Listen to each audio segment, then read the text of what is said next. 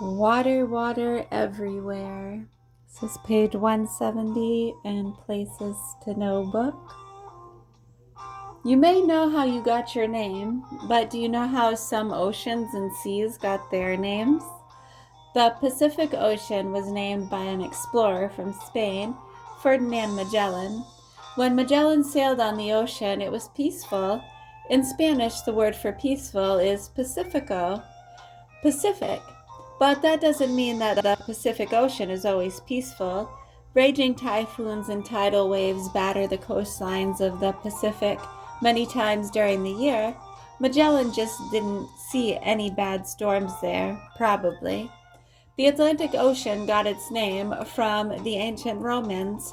In ancient times, people thought that the Atlas Mountains in Africa were the end of the world, and since the ocean was on the other side of the mountains, they named it the Atlantic Ocean. The Dead Sea in Israel and Jordan got its name from travelers many years ago.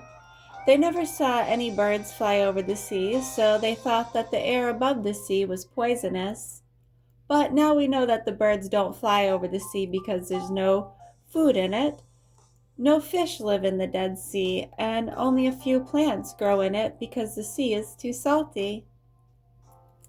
The Red Sea between Africa and Asia could have gotten its name for many reasons. The hills near the sea are a reddish color, so are the coral reefs and seaweed in the sea. And so are the tiny sea animals in the water. The Black Sea between Europe and Asia got its name because during the winter, heavy fogs make the water look dark and murky. This part of the Cape of Good Hope is called the Point in South Africa. These are the fishing boats in a harbor on Cape Cod. All kinds of capes. A cape can be a coat that you throw over your shoulders, but a cape can also be a piece of land that juts out into a body of water. Some capes were named after the person who discovered them. Others were named because of where they are. But still others were named for fish, fear, hope, and a gray nose. Cape Cod in Massachusetts got its name because of all the codfish caught off its shores. Cape Fear in North Carolina got its name because of all the storms in the area.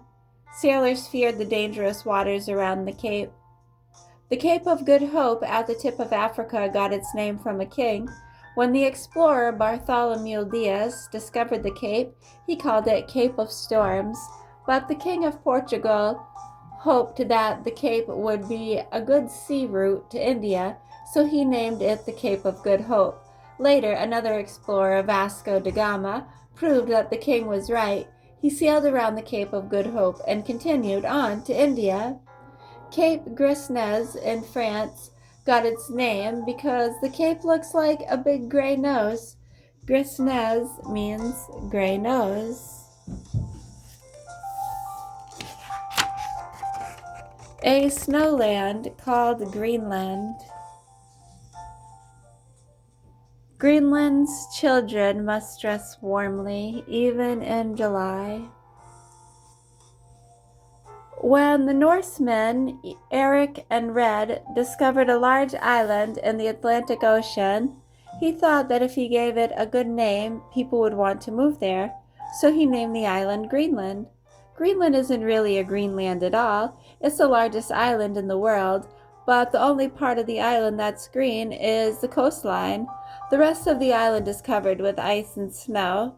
Not many people live in Greenland. Some work as fishermen, some work as farmers, and some work as miners. Others work at weather stations and at an important radar base where we use nature.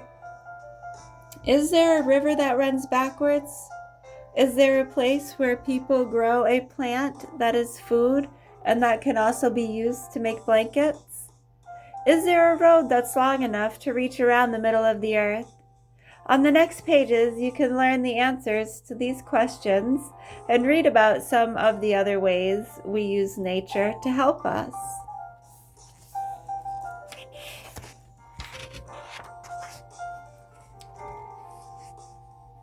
Diamonds are dug out of the earth and sorted according to size and what they will be used for. What good are diamonds?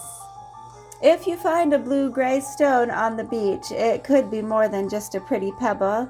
It could be a diamond. But you'd have a better chance of finding a diamond in Africa because that's where most diamonds come from. Miners dig for diamonds in the blue ground rock. They find this rock underground in or near old volcanoes. Sometimes they have to dig up 4 carloads of blue ground to find one diamond. That's why diamonds are so valuable. They're hard to find.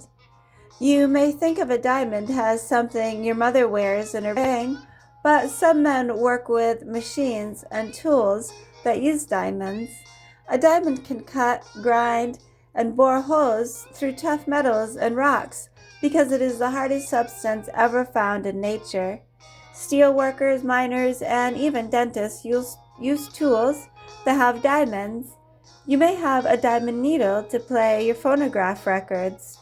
A few of the world's diamonds come from India and South America, but chances are the ones you see or use came from the mines in Africa.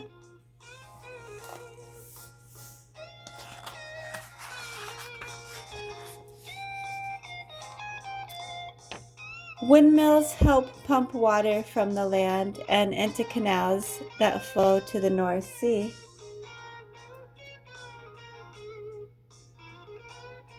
Polders, or drained land, spread across the countryside like a patchwork quilt.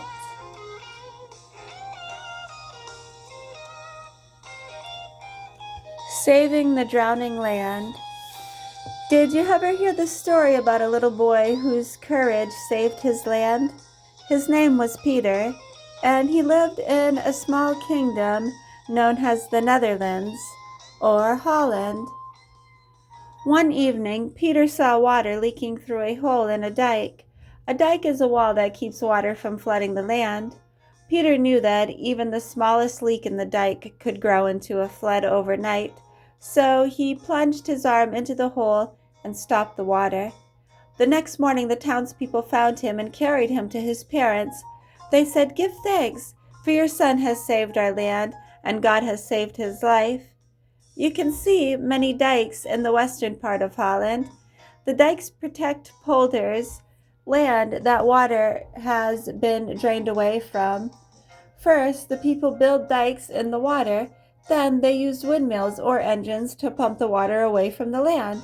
The people can use the drained land or polders to grow tulips for people or grass for cows. So you see how important Peter's bravery was.